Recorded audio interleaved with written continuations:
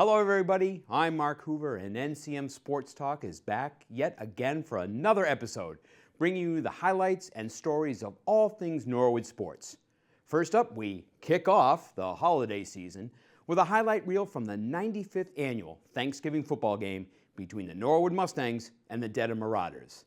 The Mustangs came out on top 35-13 in this one and now lead the series with 53 wins to Dedham's 41, including 2 ties in there as well. Let's head over to Dedham High, Mustangs versus Marauders, Thanksgiving for the 95th time.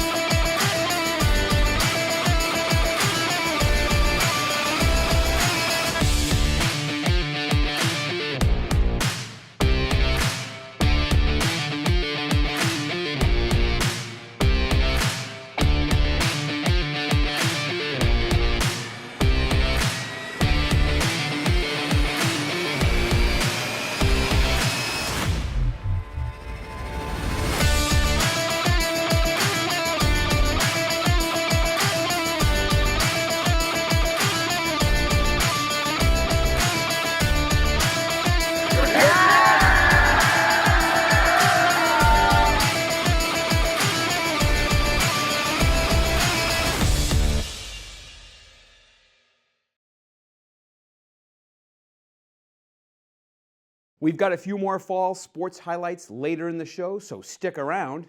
Up next, and staying with the turkey theme, the 38th Turkey Trot was held at Norwood High School on November 24th. NHS TV student Billy McCann was there for NCM to grab a few interviews and capture the day.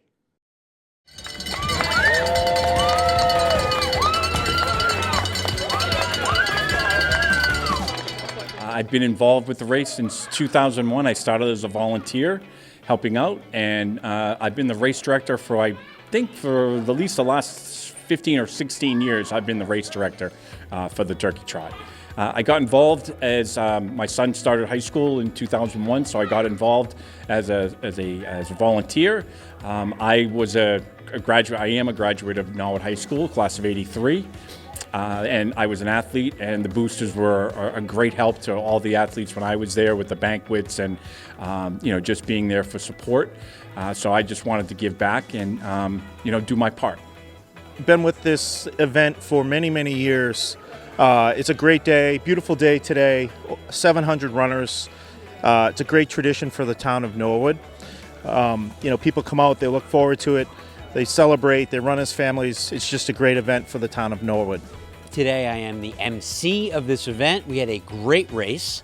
Windy, but the winds died down a little bit enough for the runners to finish strong, and I think everybody had fun for the 38th Turkey Trot. I have run these races before. Today I did not run because I was announcing, but there were over 600 people who ran, and honestly, what a nice event. There's a lot of community out here, people dressed up, enjoying themselves. I can absolutely see the spirit from the people of Norwood and the surrounding areas who are here today. And the winner, by the way, finished in like 20 minutes, which if you think about it, 20 divided by 4, 5-minute miles is something that I've never seen on this course before. That was really impressive. But from the first finisher to the very last, it was a great day for everybody, and I'm glad I get to be part of this. My wife ran, my daughter ran, and some of her friends, and hope to do it again at some point in the future. We ran this today, thought it was a good cause, and to get ready for the season. Yeah, you know, we just want to get our win going for the season starting on Monday.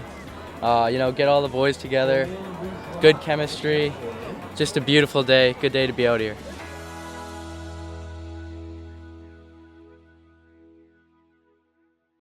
We're going to take a quick break, but when we come back, we get two Norwood basketball legends in the studio at once.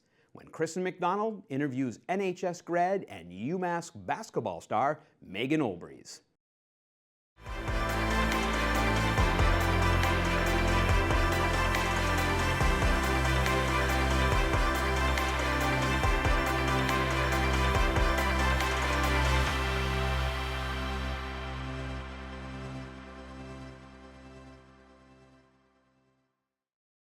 Megan Olbrys is one of 11 Mustangs to score 1,000 points on the NHS basketball court and the 5th girl to do so. Olbrys was a 3-time TVL League MVP and started her collegiate career at Villanova. She recently came back to shine on the court for the Minutemen at UMass. Head coach of the girls basketball team and NCM volunteer Kristen McDonnell got to talk with Megan about her career and their shared love of the game of basketball. Welcome to NCM Sports Talk. I am Kristen McDonnell, and I am here with the former Norwood High School star basketball player and forever legend, Megan Olbrys, who is now a junior at UMass Amherst and has continued her dominant ways on the basketball court. And we are so lucky to be able to steal a couple minutes from her very precious time of Thanksgiving break, because I know Division I basketball is insane, right? The schedule's insane. So tell us, how are things going at UMass right now? Like, how's the team doing? How do you feel like you're doing personally? Personally, there's a lot of growth that's to be done, especially with the team. We're all pretty new. We got we got 3 transfers and 4 freshmen, so 7 new coming into the old group. It's a lot of growth to be done. But we're really making it worth it. The couple games that we've had non-conference, we've been doing a pretty good job trying to play with each other, get more of the sense of how each other play, but we're really building onto that. Yeah, and how's it been with, I know with the transfer portal now, and obviously you were part of that, right? Like you had transferred from Villanova after the first couple years.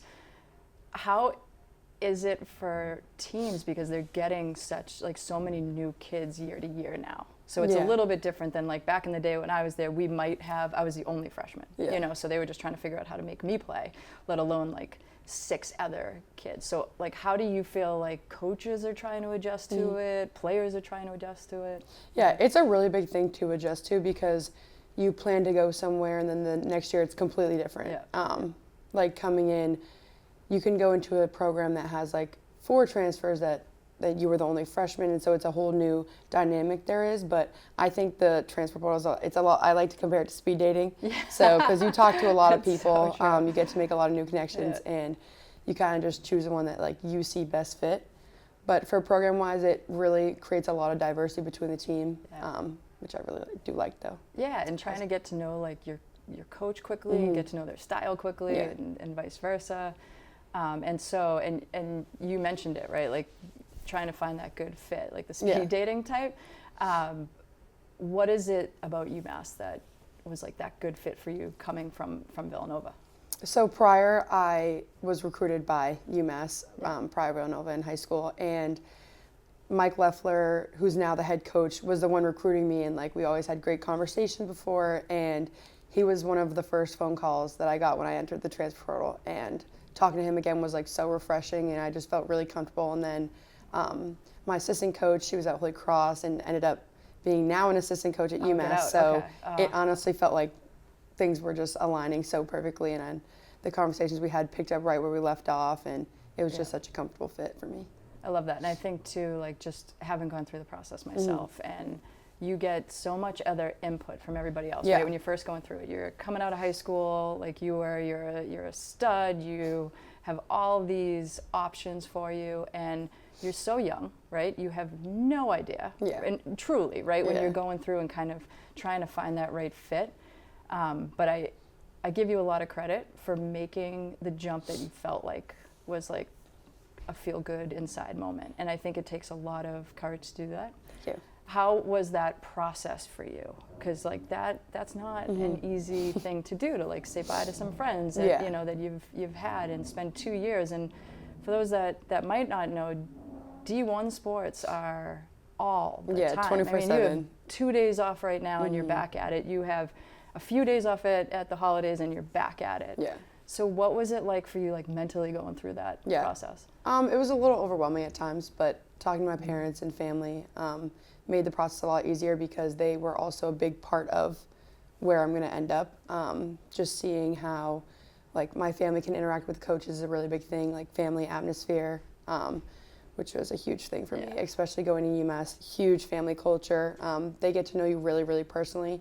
And it was just, once my parents met them and that was everything, love at first the sight. connections just picked up right where we left off again, which is really nice. And I think too, what's really cool and selfishly for us, like obviously Massachusetts is God's country, so you're back where you belong, I think.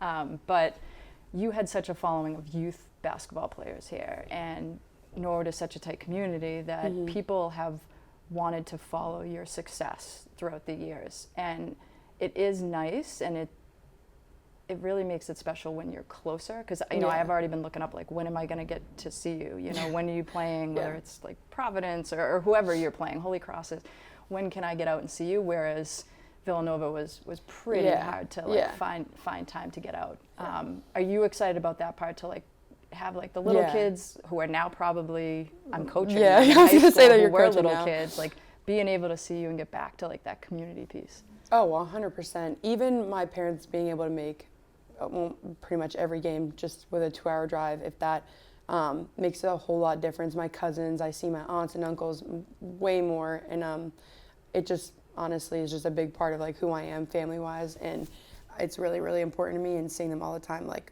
truly warms my heart and just makes me realize like that's truly where I was supposed to be. Yeah, I love that. We're so happy for you here. I know that. And now in terms of the X's and O's piece of UMass, right? So you are crushing it, to put it lightly. Individually, you're averaging like 35 minutes a game, which is a ton.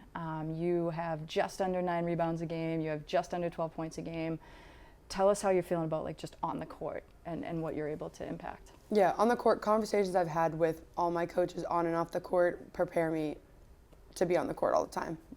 The faith they have in me and like how much they trust me to handle the ball and handle my teammates, like being a captain, it's really something like that I didn't take very lightly.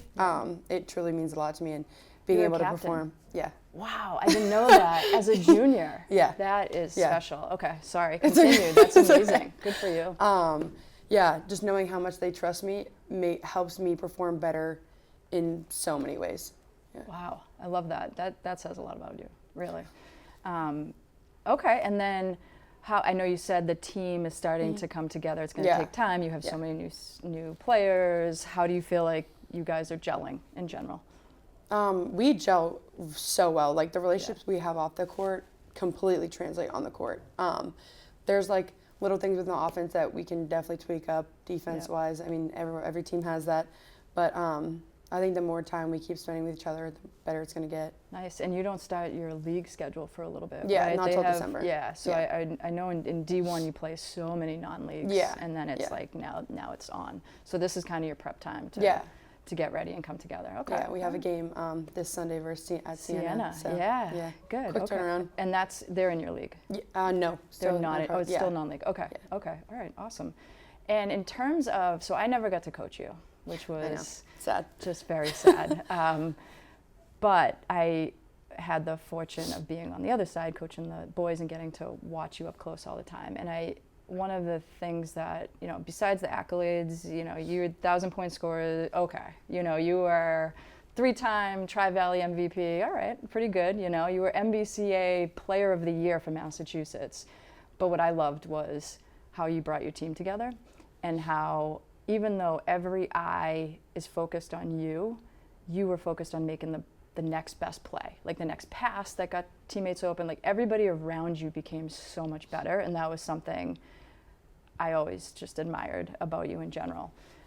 So if you're looking at, you know, out there, all these kids are watching you now, who are now high school kids, the little youth kids that used to watch you, and all these kids growing up, what would be your biggest advice as these students are getting into high school and they're starting to play, and even for my own players, about what you see as like success and what you would advise them to do to get there? Honestly, everyone talks about work ethic, like you really do have to have it, but once you get comfortable with how you're working and like what you're performing and how you're performing, honestly, who you are as a person really does translate a lot more when it comes to playing, because of how much you share the ball and how you treat your teammates and how you create relationships with them. The people around you, I think that makes it so much better. So honestly, paying attention to like those little things and like doing the little things in general is definitely something I would say for all of you. Yeah, I love that. It's like truly about being like the total person. Yeah. And there'd be game lines where you could have like 12 points in high school, but then you look at everything else, it'd be like 20 rebounds, 10 assists, you know, and even more so than that, just when you are off the court, you're cheering on everybody else. I think that takes something that's innate. I don't know if you can teach it. I think you can admire it from afar and hopefully use you as like a role model for something like that. So what, in terms of now, like moving forward, what are you majoring in? What do you want to do 5 years from now? What do you think? I'm majoring in 2 years now. Communications with some PR and advertisement and a little bit of marketing. Okay. I like to interact with people, so it's definitely something I want to do. My dream would be to like work for the Celtics. That's always, I mean, the dream. Come on, stay in the basketball community. I do want to play overseas. That's something I really want to pursue now, especially that I'm more comfortable playing and actually getting a lot more experience. So, that's definitely something. I would love to see you do that too. That'd be such a great experience. Any countries in particular you'd love to play for? If I could be in Greece all the time, or Australia. That's definitely something. Awesome. All right. Yeah, those are two good ones. And I had some former players that are still playing. I think they're like 7 years out of school, and they're still trying to play in different countries to kind of like keep the real corporate world farther away. Yeah, so do it for as long as you possibly can. Until my body can't. Yeah, exactly. Well, we're so proud of you here. We are Norwood High School community. You're just kind of one of our shining stars. So we appreciate you taking the very little time that you have home to come in here and join us on NCM Sports Talk. We are sending it back to you guys. Thank you.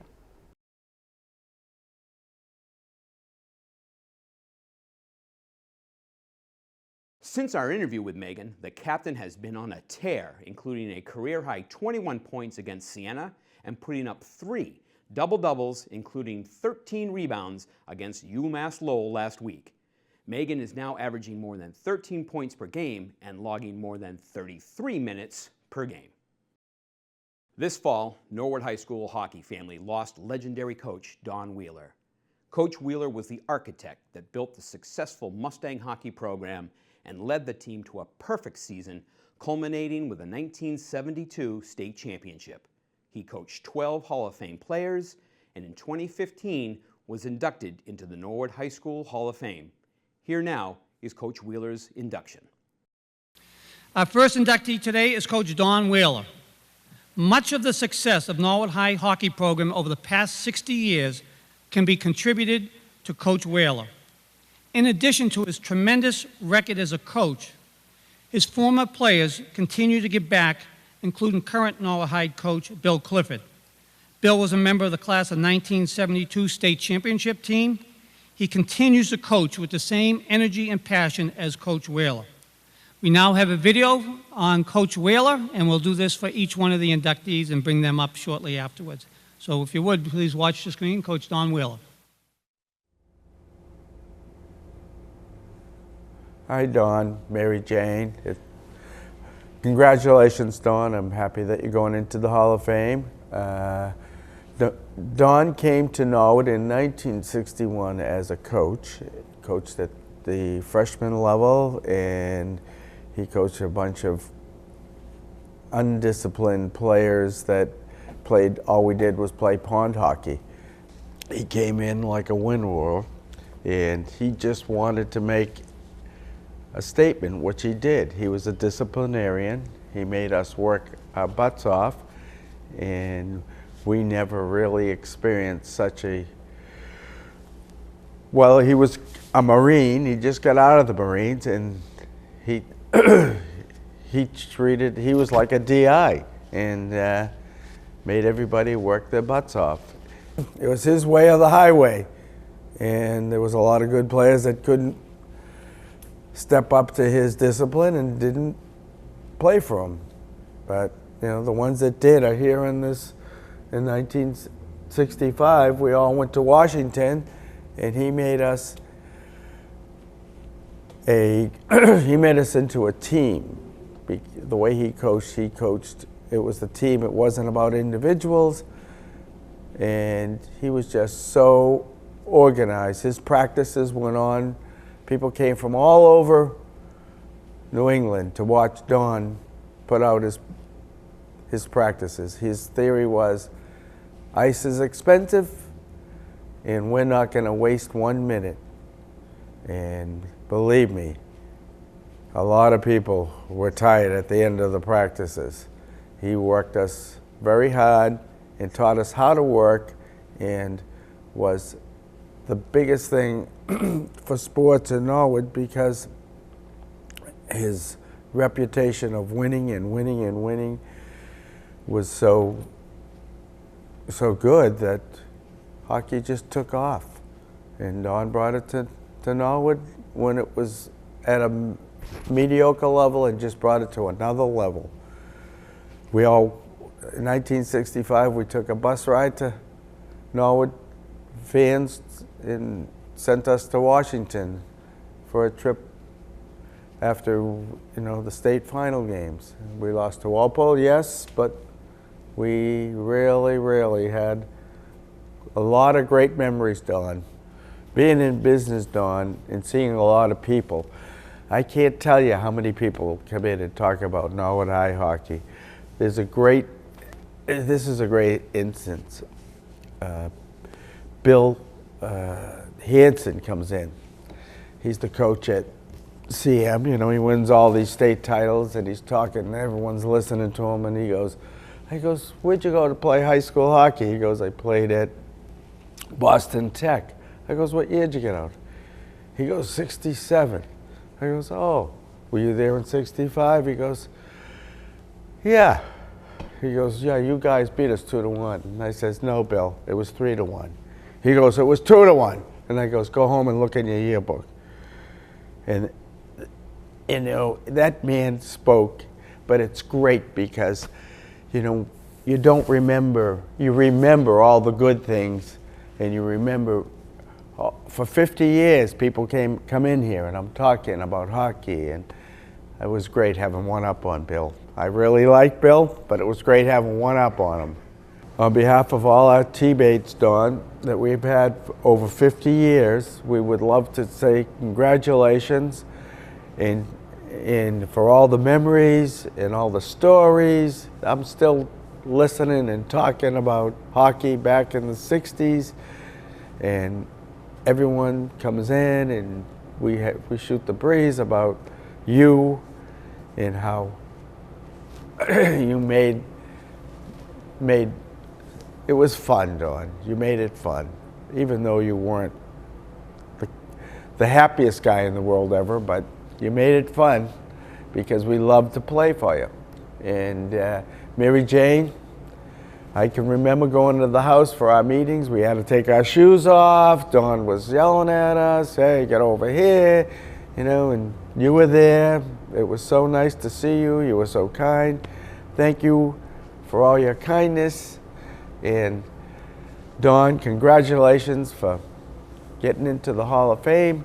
We're very excited for you, and I can't wait to see you after you get inducted. Coach Don Wheeler, what did it mean to me to play for Coach Don Wheeler? Well, I certainly played for him toward the end of his career, and matter of fact, I think it was his last year that I played for him. back in the 79-80 season. Some of the things that come to mind of playing for him for 3 years were some of the principles that he instilled in me, principles such as discipline and team concept, expectations. And I fondly remember as a middle schooler heading up to the Walpole rink on a Saturday night, otherwise known as the Pit, and watching the players of the mid to late 70s play. The guys that come to mind are guys like Kenny Muse, Jimmy Grimm, Billy Flaherty, Eddie King, and guys like that. Those are the guys that I looked up to, and what I formulated from watching them on those particular Saturday nights was the expectations that Coach Wheeler had of his players, and that set my bar as to what I needed to do to make the team when I came to high school a few years later. But what was impressive to me were the concepts and the principles that were instilled in me once I did get to Norwood High School and had the fortune of playing for Coach Wheeler. And I've carried those principles through my professional career. Now being chief of the fire department in Norwood, I'm so fortunate to have that job that, you know, a lot of those principles lay in my soul really every day, and the principles of discipline, of expectations, certainly team orientated in the business that I'm in right now. So it really lended to me as a young man to have that opportunity to play, to have that opportunity to experience, and then to have those solid foundation as a young man to move through life and to continue to practice those techniques. But I guess to finish off, on behalf of all the players, and me being one of the last few, that we wish congratulations certainly, and for being inducted into the Norwood High School Hall of Fame. Certainly deserved, certainly a credit to this school and a credit to the town of Norwood. Thank you. Hi, I'm Pete Brown. Congratulations, Coach, on your honor, well deserved. A couple things about Coach. Coach Wheeler really taught me personally and as a member of our team, dedication to the team. It's more important than any individual honors or individual focus. He taught us how to be responsible about committing and working as hard as you possibly can and not giving yourself any excuses. Taught us how to win. Taught us how to commit to a team. And I was very fortunate to have played for you, Coach. Thank you very much. Good job, Peter. Congratulations, Coach Wheeler. I'm Mike Martin. I was on a 72 team along with my two line mates and defenseman Peter here. Well-deserved, Coach. You, like Peter said, and when I always coached, and we all coached here, we always used the 4 Ds, which I believe you taught us, you know, dedication, desire, determination, and discipline. Thanks, Coach. That's why Coach Clifford is still coaching, doing one good job. And also, all of us standing here, you know, we've all been a part of Norwood hockey ever since we played for you, Coach. And I think that's an honor. You definitely taught us how to win. You taught us a lot of life lessons. And there's not a memory that goes by that I don't forget about, you know, taking us to the Boston Garden, which was the biggest thrill of my life, and then winning a state championship, which was awesome.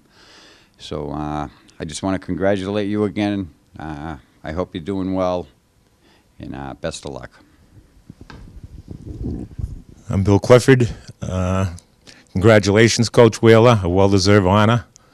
I had the privilege to play 3 years for you, and I learned a lot about the game of hockey. Today as the coach, I still use a lot of the drills that we did back in the 70s, and they're still great drills.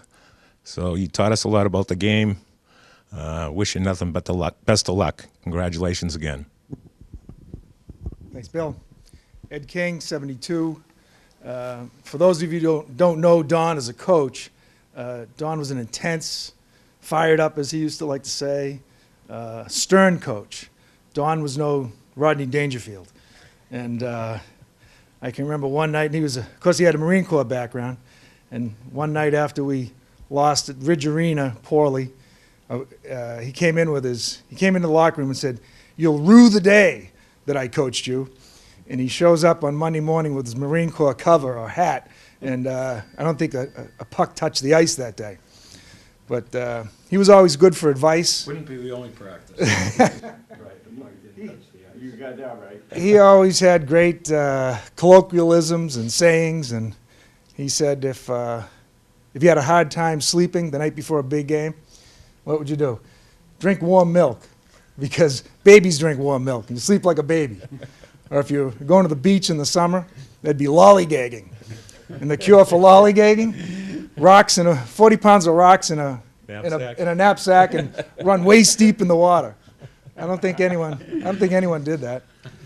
Good job. Yeah, and then what were some of the others? You should be able to shoot the puck to hit the fly between the eyes. Fly between the eyes. And I did. Yeah. He was beautiful. Twice. And then he had what were some of the others he had? He was something. He always had these sayings for you.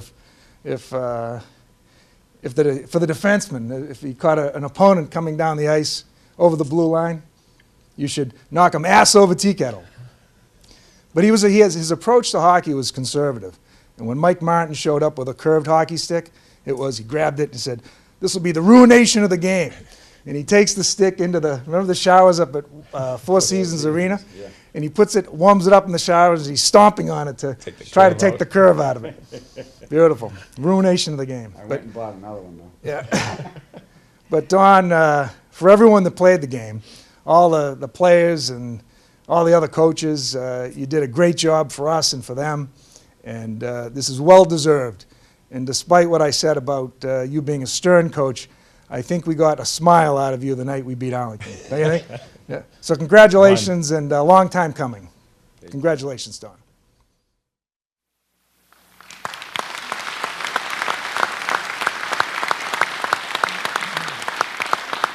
The newest Hall of Fame member, Coach Don Wheeler.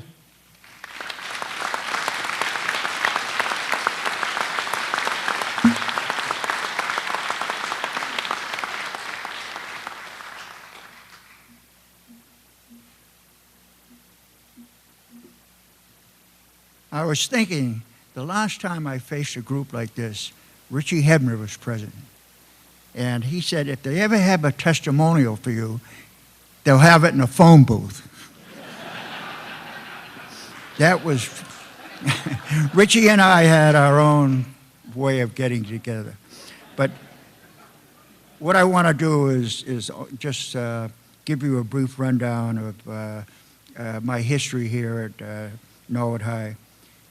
I was reading an article the other day. Bill Parcells made the statement, "You are what your record says you are." And I have to look at all the factors that go into that. And the things I came up with is I looked at coaches, your support groups, helpers, youth program, fans and parents, your players. The first coach that I hired was an associate minister at the United Church right next to the Catholic Church in Norwood, Dan Young. Dan Young happened to be from Burrillville, and Burrillville was the seat of hockey in Rhode Island. And I got to meet Tom Eggleston, who was a legend down there. He not only was coaching at Burrillville, he went on to Providence College and Hill School in Pennsylvania.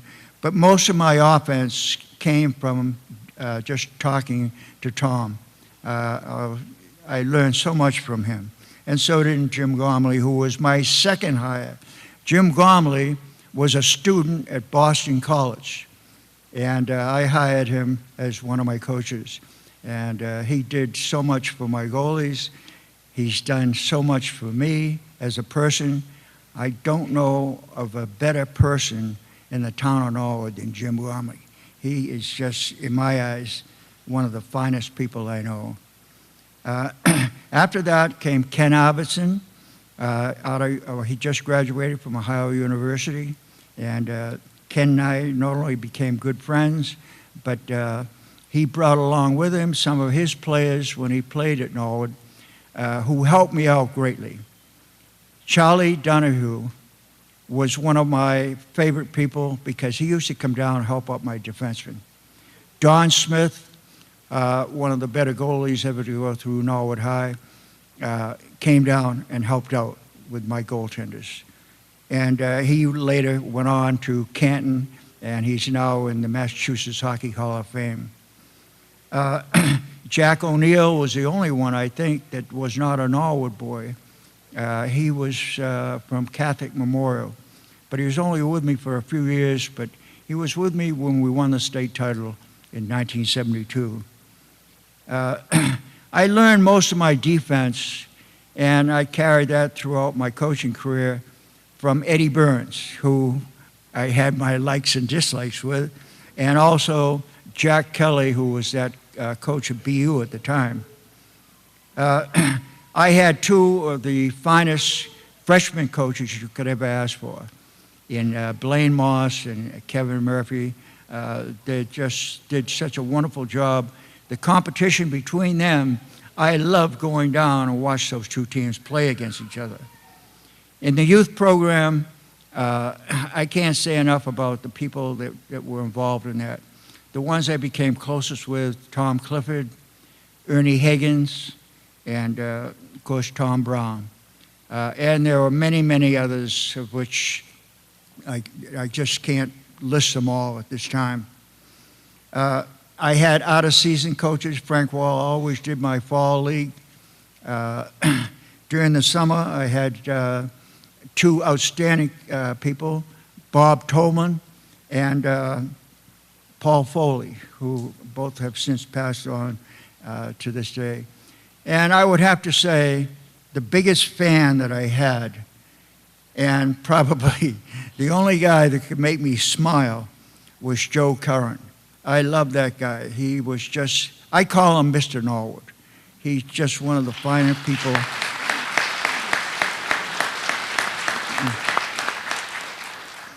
I can't say enough good things about him.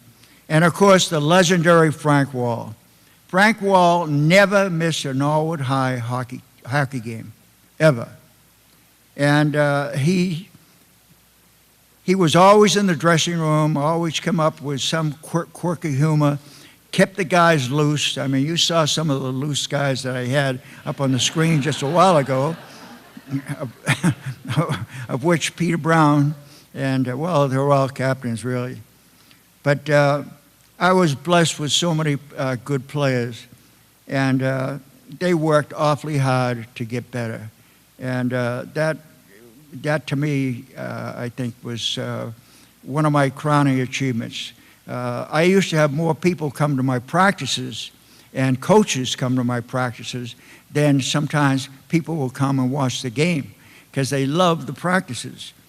But my record may look good on paper, but the coaches that I had, the support groups, the youth programs, the fans and parents that supported me, and of course, the players that I had. I am really so pleased to be inducted into the Norwood Hall of Fame. It means a lot to me, and I will never forget this moment. Thank you.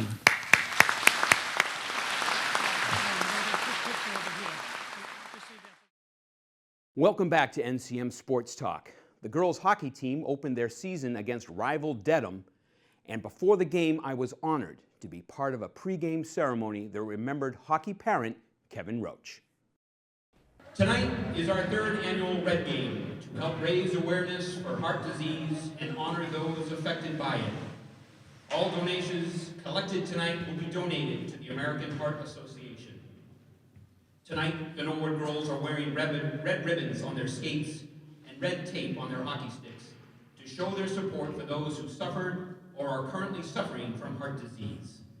Tonight, we remember Kevin Roach, loving father of his daughters Morgan and Molly, and his son Kevin. Kevin could always be found at the hockey rinks supporting his kids and cheering them on in his usual corner, which is decorated with red streamers here tonight. Please join us in a moment of silence to honor Kevin and those we hold close to our hearts who have suffered from heart disease. The girls went on to beat Dedham 3-1 with a goal by senior Emily Spadorsha and 2 by junior Isla Wilson. Here's a look at her second goal and some insight from Wilson following the game.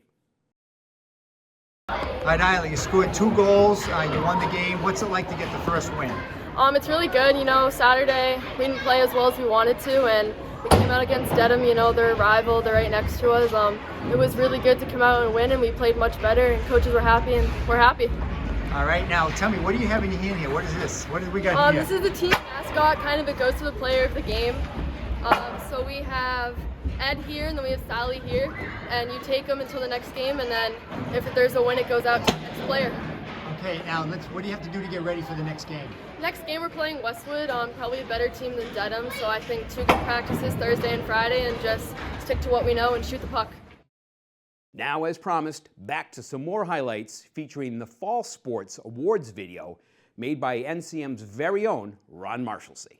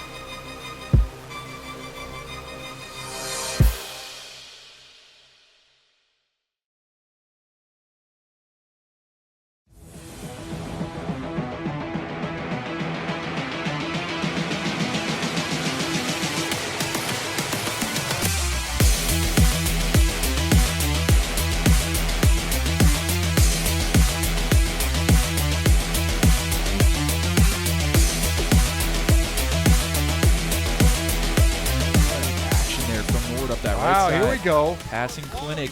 Ball out Over front. to the middle, and we they got a goal! Oh, the Mustangs connect here and make it a one-goal game. It's Evans Bento.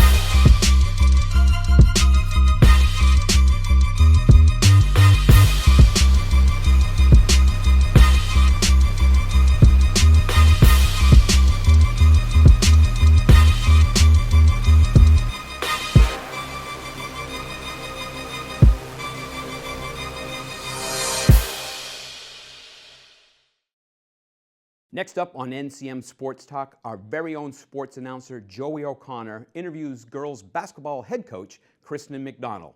This should be interesting as Joey is also an assistant coach for McDonnell. Let's see how he does interviewing his boss. Thanks, Mark. I'm Joey O'Connor. I'm here with Coach Kristen McDonnell. Just a quick little Q&A for the folks at home. Kristen, you ready to go? Yeah, let's do this. All right, so our first question we always talk about Kristen McDonnell, the coach, but I want to talk a little bit about Kristen McDonnell, the player, the background of where you come from. So when and where did your basketball journey begin, and where did it take you as a player and a person? Well, Joey, I was born November 5th, 1980. No, I would say it was a dark night. I started around 4 years old. I got, my dad snuck me into the 5 and 6 year old division. So I got to play up my whole life. So I was always like kind of just aiming to try to be with like the older kids, and that continued on. I just fell in love with it at a really young age. And then played in high school. We got 6 years of high school at Boston Latin, so I got to play I got like 6 years of varsity experience, which was great. Got to play in college, and fell in love with the game throughout. Like I had amazing coaches, mentors, really loved like the design behind it and the X's and O's and the strategies, and really just like the mind games behind everything. And so jumped into coaching, stayed at Stonehill, coached for a couple of years, and then went over to Bridgewater Raynham, where I was an assistant coach and a guidance intern at the time. And then got a job in Braintree, my first head coaching job, and then was fortunate to make the jump over to Norwood High School. There we go. Awesome. So speaking of basketball, speaking of sports, did you play other sports growing up? And if so, how do you think that helped you as a basketball player? Yeah, well, I was I was a big time tomboy, like from the start, probably not surprising. And I played, every sport in the neighborhood, tackle football, tackle the woman with the ball, you name it, ultimate dodgeball, crazy things. More organized, played soccer, played softball. Never got kicked in the face in soccer and was like, this just doesn't seem like the right thing. Yeah. So kind of stayed more with basketball and softball. I actually didn't play softball until high school. I played baseball the whole way up and had a hard time. I was a pitcher, so in baseball. So when you pitch down and you hit up. So when I had to make the move to softball, you have to hit down and obviously pitch up. And I always struggled a little bit with that. So I kind of focused more on basketball as I got older. Okay, awesome. And so good question here. What would Kristen McDonnell, the player, think about Coach McDonnell, and vice versa? What would Coach McDonnell think about Kristen, the player? Oh, that's such a good question. What would Kristen McDonnell, the player, think about the coach? Okay. I would think intense. Definitely, as a player, I'd be wondering if she had any life outside of basketball. She spends a lot of time with it and talks about it a lot, and there's been tears and laugh and joy, and so if I was a player, I'd be like, wow, we got to get her a little bit of a hobby. Book club, something club. Maybe more chill and cathartic. Okay. But I would appreciate the intensity, especially if I love the game as much as I do as a player. I would appreciate having that same intensity and that same competitiveness as a coach. Yeah. From the coach's standpoint, against Kristen, I would say she gets really mad at herself at times. I used to have this rule in college my coach made that anytime I reacted to anything, the whole team had to run. So now I've actually instituted that with some of my own players. Yeah. But it's because I would put more pressure on myself than anyone. So no coach was ever too tough on me because I was way too tough on myself. So yeah, I think a coach would be more trying to tell Kristen to chill out a little bit and to just enjoy the game, which I did. But I think she would love her grit and her fire and her tenacity. Yeah. That reminds me of a few of our players, I would say. Absolutely. Next question on here. So I believe you said the other day you've been coaching basketball for 20 plus years in total. But it seems like some people, especially some of our players, don't really know your full history of coaching, which is a little crazy. So just a question for the folks at home. Where have you coached, which you kind of just covered, but what have you learned at each pit stop you've made? Yeah, coaching is like, it's just the most humbling thing in the world, you know, because every time you feel like you have something going, you have a game where you're like, do we do anything with them? Like, do I teach them anything? I'm the worst. Let's start from the ground up again. And I feel like that at every stop of every age of my development with that was like, you know, coaching at the high school level at first, or so I should say actually the college level, I had just been a player, so now I was coaching my friends and teammates. So definitely learned a sense of maturity and how to be the leader but still be respected and liked and, you know, all those things, but to take it a little step up so that I wasn't just their teammate anymore. Now I was their coach. So I grew a lot in those 2 years. And then I think high school, I always like just loved basketball in high school. It was such a good outlet. And I feel like, but it's also, there's a lot that comes with that. It's a really important time in the development of kids, and so many things happen throughout that time, you know, hormones and just feelings and things going up and down and life circumstances. And I think high school kids are always trying to figure that stuff out. And so I was trying to figure out them at the high school level when I first started, like, what is going on, you know, with from day to day with just some of the girls and their mindset. So I think I got better with that. And then jumping over to the boys was another great teaching lesson. I think just in terms of, you know, how to work, like if you break it down, the psychology, it's really everybody wants the same thing. You just have to deliver that differently. And I think that was interesting. There was much more individual talks with the boys because they didn't love like to be called out. They didn't love that pack mentality as much. So it was kind of getting to them a little bit individually. Yeah. And then now back with the girls, I think it's just like, you just continue to learn things every year, you know, about the kids you're coaching, and every year is just so different. And everybody says like rebuilding years. I think you rebuild every year in coaching because there's like truly, kids are taking on different roles. They're going through different things. They're at different points of their career. Some want to play in college, some don't. And you're kind of dealing with that as they go through that path. Yeah, awesome. So now reflecting on the teams that you have coached, every team you've coached throughout the years, we talked about this the other day. What are some common attributes, some common factors that the most successful teams you've coached have shared? Yeah, I say this to our kids a lot. There is a formula if you're willing to buy into it. And it's a really tough thing to do, but you have to totally surrender yourself to the team. And it sounds so dramatic, but if you do it every day, it's very attainable. It really means like, you know, stepping outside yourself if you have a not so great game individually and being pumped for the team, even if you're faking it a little bit, and vice versa. You know, you might have had a great experience or a great game, but the team lost, so how do you get back in there and say like, all right, we're gonna raise the bar a little bit. I think that's like the number one thing. And then I think toughness. I really do think you have to have that physical and mental toughness to be coached and to want to change, like want to get better, you know, myself included. Like I want the feedback from other coaches, yourself included. And because if not, I just feel like people are, I don't know, too afraid to tell me something and then I'm never going to grow, you know? So I think those two things with being like incredible teammates to each other. Like if you have a lot of fun and you're laughing a lot and, you know, throughout the season, you take those three things, you're going to do better than, you're going to overachieve. No matter where your talent level is, you're going to overachieve. Yeah. Yeah, and I think the best advice I've heard you give players is it is uncool to be too cool. Yeah, you got to lose the cool right away. I've never been on a cool team that has won a state championship. You know, I've never been on a cool team that did well. Like, you really have to just be goofy and let it go. Or you'll never grow. You never step out of that like cool image. You know, enough to take a risk. Exactly. So shifting gears specifically towards Norwood High School now. Since taking over at NHS, you and Coach Burrell have had many deep playoff runs, boys and girls. You've even made a state championship appearance. So what is it like for you guys? What is different about coaching at the school you also work at? It's so awesome. You know, having done it at another school for 10 years, it was still great, and there are pros and cons to both, right? Like, you know, especially when tryouts come and you have to unfortunately cut a couple kids, like you at least get to walk away and maybe not have to see them the next day.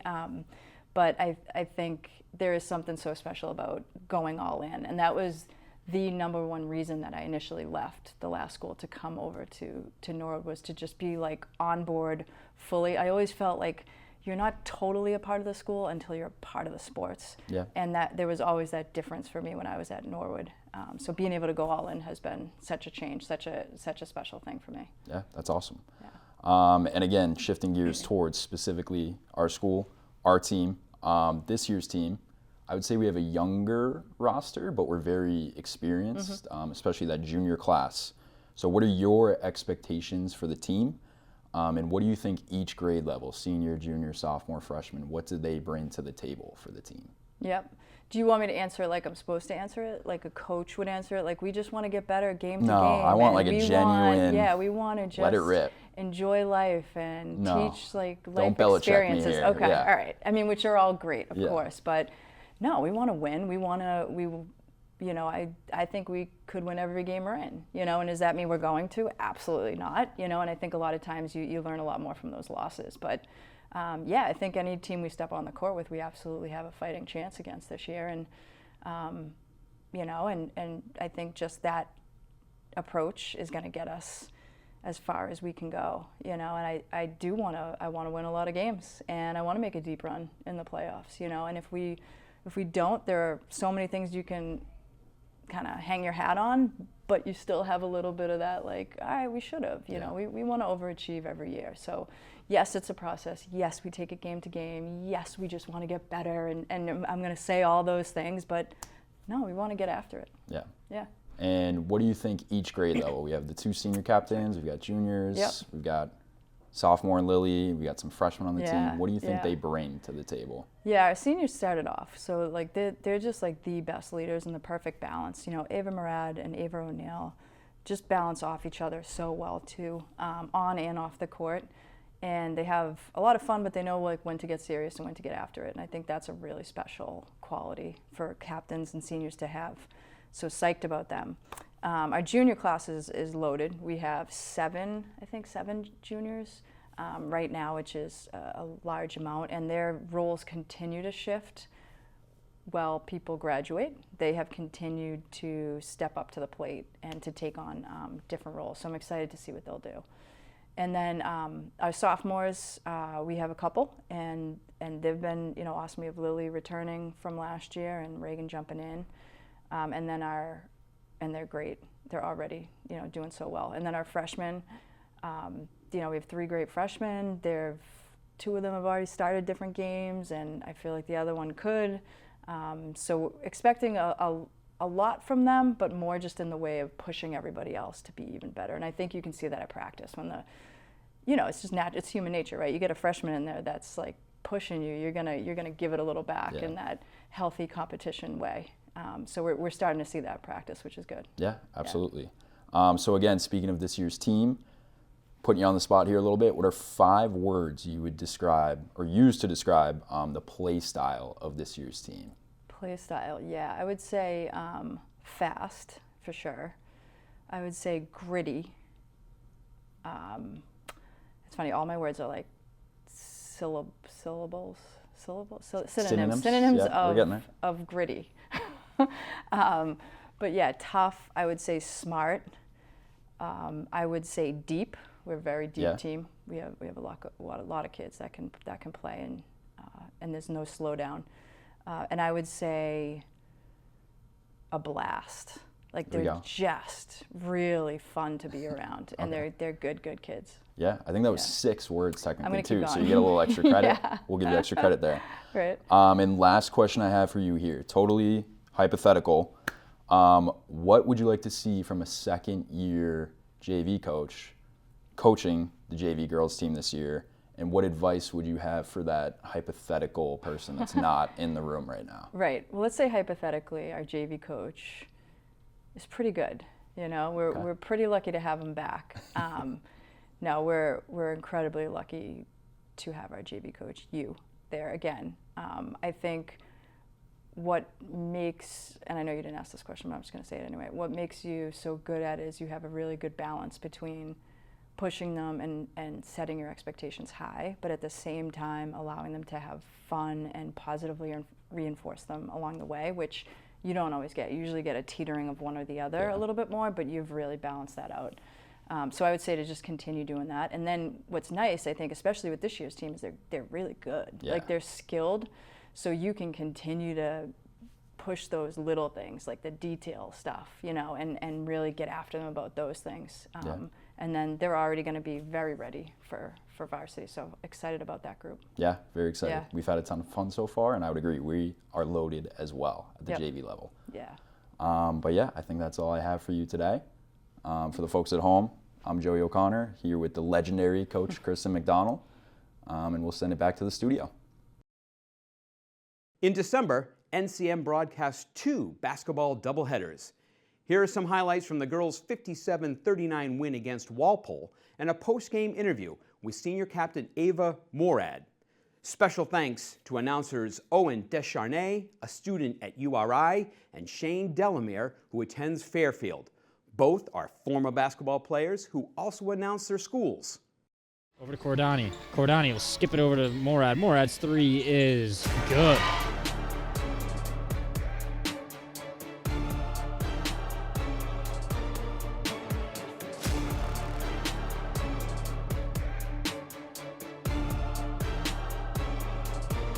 Morad goes for the ball. Pinnock will find an open Larkey, and Larkey's all by herself, and she will convert on the layup. Nice, goes right by her. Her shot, and one. Morad gets the layup to go. What a move by Morad. Crafty move to navigate the lane there, and then a tough finish.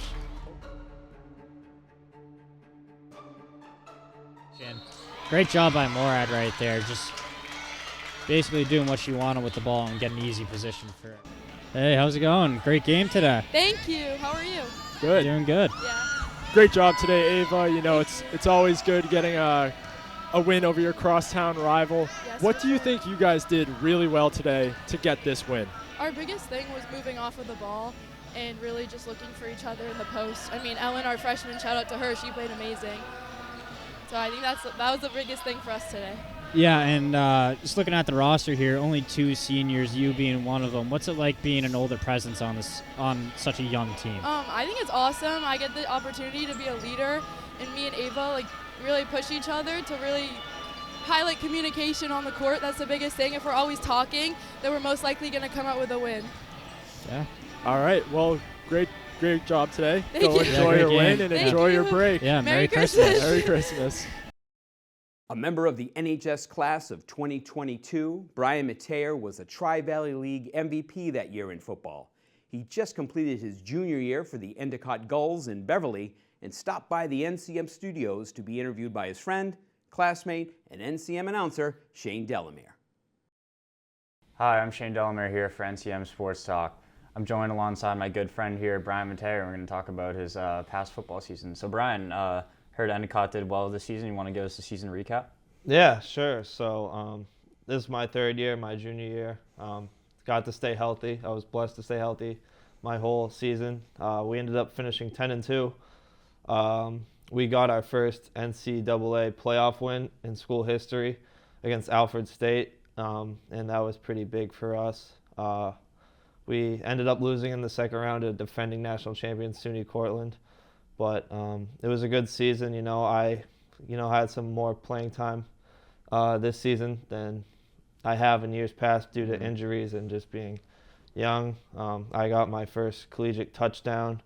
Yeah, I think I had a pretty successful year, and I'm pretty proud of me and my team. Yeah, it's good to hear. So take us more in depth on how the playoff games were, because you said before it was your first playoff win in school history, which is pretty cool to be a part of. So tell me what that playoff experience is like between the 2 games. Yeah, so we played Alfred State at home our first game. We lost playoffs 3 years in a row, so we were really itching to get our first win. And I think just going into the week, the boys were just ready to just finally get that first win, and finally just after getting knocked out of the first round 2 years, we were finally ready. So beating Alfred State 44-0, I think the boys were really happy and coaches were happy. It it's a big milestone for our program, and everyone was proud of us. You know, we'll never forget that, and we go down in school history. But I think it's really good for us in the program because we've worked so hard, and we just want something to show for it. So yeah, no, it's really cool to hear. And you touched on this before about staying healthy this year. I know you tore your hamstring, right, before in your sophomore season. So what was that process on being able to get back healthy again into the field and staying healthy? And how cool was that to experience that? Yeah, so coming into camp, I was still kind of coming off my torn hamstring. So I was technically cleared, but you know football, you're getting hit. So I was kind of nervous for that. And I remember in camp getting tackled for the first time, and I felt my hamstring kind of like didn't feel good on me. It felt like it did when I tore it after, and I was kind of nervous after that. But luckily, nothing ever came of that. I kind of got used to it, and it kind of got better, so nothing came out of that. And then going into the season, you know, I was feeling pretty healthy. Going to St. Lawrence first game, kind of playing more special teams towards the beginning of the year, and then more running back towards the end of the year. But I remember just doing my reps, and I was feeling good. And then making it through, like, week by week, I'm grateful every time I'm able to be healthy. Just trying to make it through each week, make it through each practice, trying to stay healthy. And then by the time getting to SUNY Cortland, I know I'm feeling great. I ended up spraining my ankle in the game, but I ended up finishing the game. So I was very happy to get a full football season in without getting hurt because, you know, years past, it just takes a toll on you mentally and physically. And it was really nice just to get a full season. That's awesome to hear. So you're saying before how your role increased as a running back. How many times you got in the end zone this year?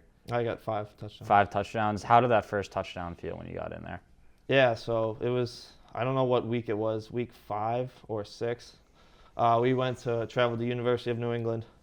I ended up getting my first start as a running back that game, so I'll never forget that game. And it was just, we were up 10-0, I think, at the time. And it was a 4th and goal. We were at the 1-yard line.